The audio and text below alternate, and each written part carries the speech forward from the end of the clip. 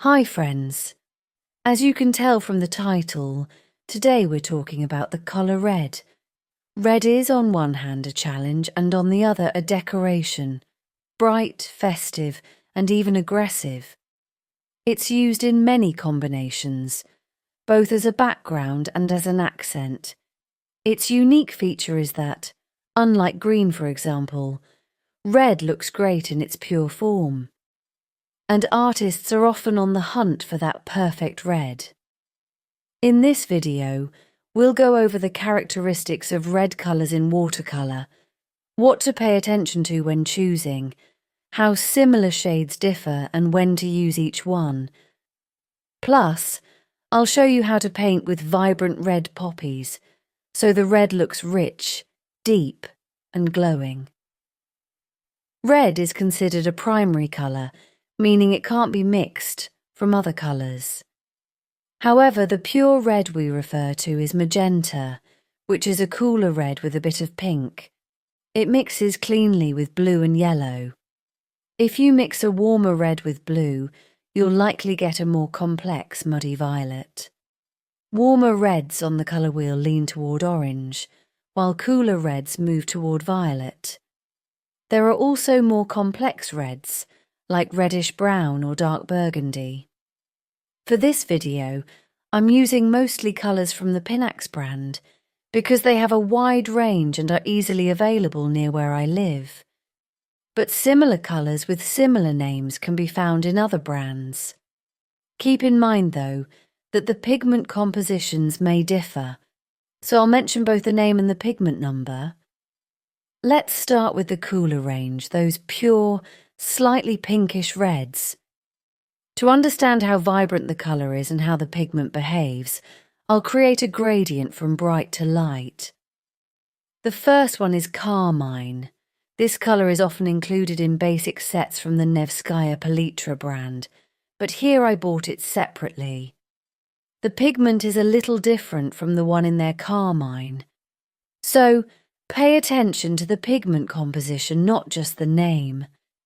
The Carmine from Nevskaya Palitra has a different pigment, and I don't remember the exact one, but I do know the Carmine I have contains two pigments, PR83 and PR63. Surprise, surprise! PR83 is the pigment in our next colour, Kraplak. In English, it's called rose madder for some reason. Usually names like Carmine and Kraplak are quite similar, but not always. The Pinax brand has a similar colour with only PR83, and it feels very close to Carmine, but just a tad darker. Both of these colours are transparent. In fact, most cool reds in watercolour are transparent. They all have a very active pigment, meaning the pigment flows quickly and fills a lot of space. The next colour is permanent red. You can see it's a bit more synthetic pink, slightly different from Carmine or Kraplak, but still very similar.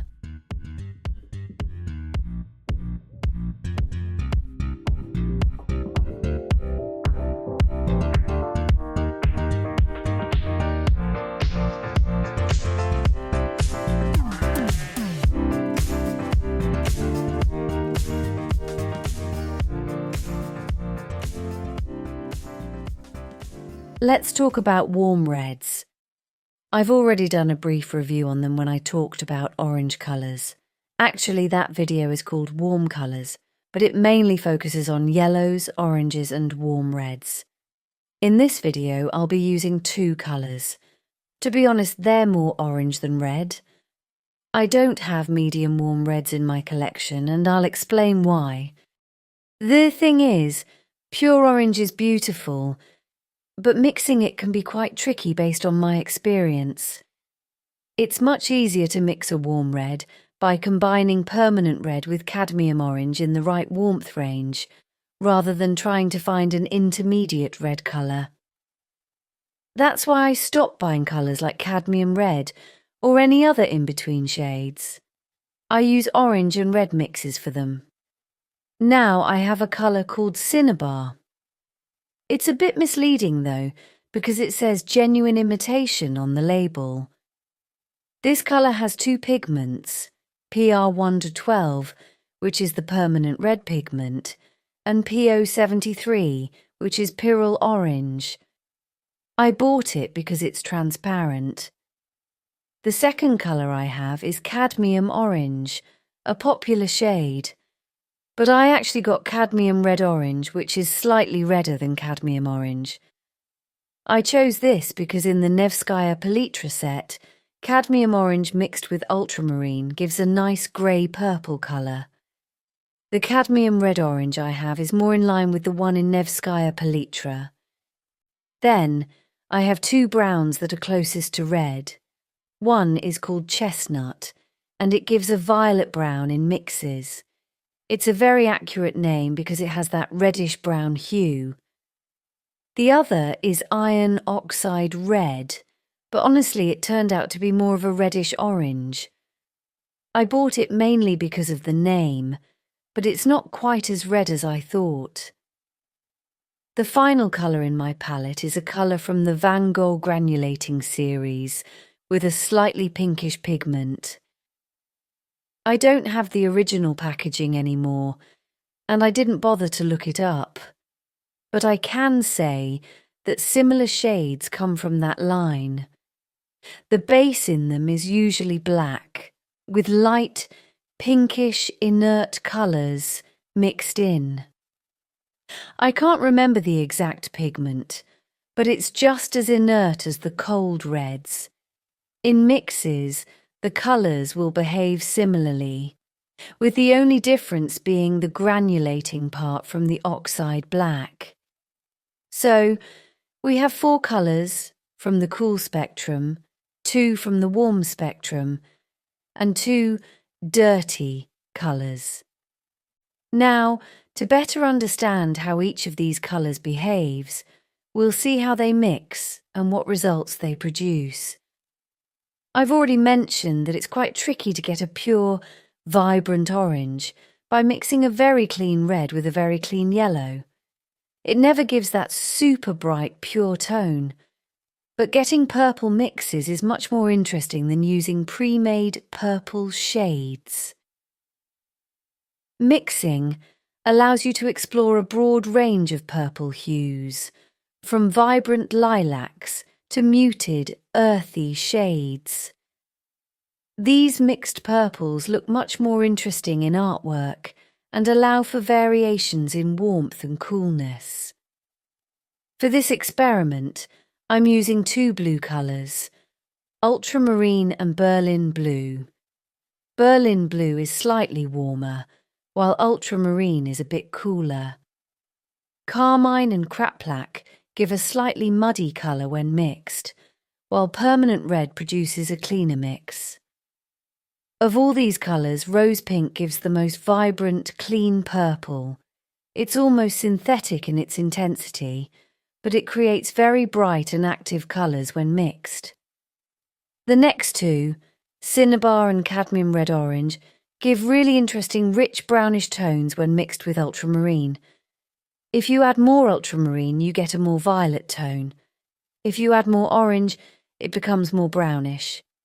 This gives you a wide range of shades, from warm browns to purples. When mixing with Berlin blue, the warmer tone creates a very elegant greyish shade. With a higher concentration, it can even look almost black. This mix of blue and warm tones gives a highly versatile and rich range of colours, so I highly recommend experimenting with it. Try using these 2 colours to create as many shades as possible. Maybe start with something like stones that range from brown to grey. The difference between Cinnabar and Cadmium Red Orange is that Cinnabar is more transparent and gives a lighter colour, while Cadmium Red Orange is more opaque and dense. Sometimes, cadmium colours can even spill a bit of their orange pigment. For example, Cadmium orange from Nevskaya Palitra even granulates. What about chestnut and iron oxide? These colours behave just like they look. Chestnut gives more violet tones, while iron oxide leans toward green and gives beautiful, muddy, swampy shades. So, visually, red colours may seem quite similar at first glance, but when mixed, they give very different results. They also look different as they dry. Now, the question is, which red should you choose to make it really rich, vibrant and glowing? We'll definitely cover that next. But before we continue, don't forget to subscribe, like this video, hit the bell and leave your comments. It really helps me create new videos. Also, you can subscribe on Patreon to find even more helpful lessons. You can also reach out to me via Telegram or watch my lessons through my site and get feedback from me. All the links are in the description below this video or in my channel description. Now, let's take a look at a sped-up video where I'll explain which reds you should use to get truly bright colours. This is a time-lapse of one of my lessons, and I'll show you how red works and how to make it look really vibrant. In fact, there's no secret magic red. You can use permanent red or carmine as a base. Kraplak will be a bit darker, but it'll work too. And to make the colour look even brighter visually, add a bit of orange next to it. You don't need to worry about mixing the colours evenly. Let them stand as separate patches, and placing them next to each other will actually intensify the colour's brightness. It's also important to remember that cool red shades have a very active pigment, and they spread easily on wet paper.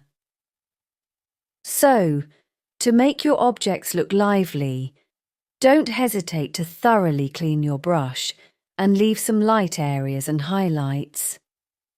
This way, the saturated parts of your subject will look even brighter and fresher. And if you add a dark background, your flowers will glow like lanterns. Good luck with your creative work, and see you in the next videos. Bye!